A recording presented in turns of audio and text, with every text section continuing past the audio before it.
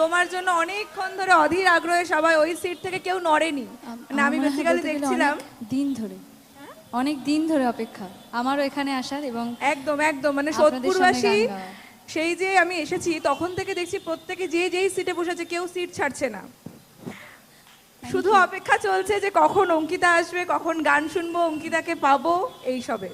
আর আজকে আমরা পেয়ে ওকে এখানে সত্যিই খুব ভালো লাগছে। থ্যাংক ইউ আমাদের সোদপুরে আসার জন্য, মুক্তি সংঘে আসার জন্য, এত সুন্দর একটি সাংস্কৃতিক সন্ধ্যা আমাদেরকে উপহার দেওয়ার জন্য। আর এখন কিন্তু অঙ্কিতার সম্বর্ধনা পর্ব, আর ওনাকে বরণ করার জন্য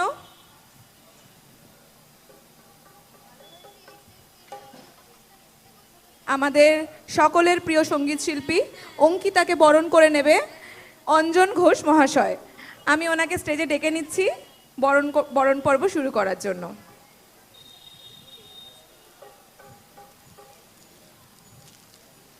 করতালিটা কেন থেমে যাচ্ছে বারবার? আমাকে চাইতে হচ্ছে কেন?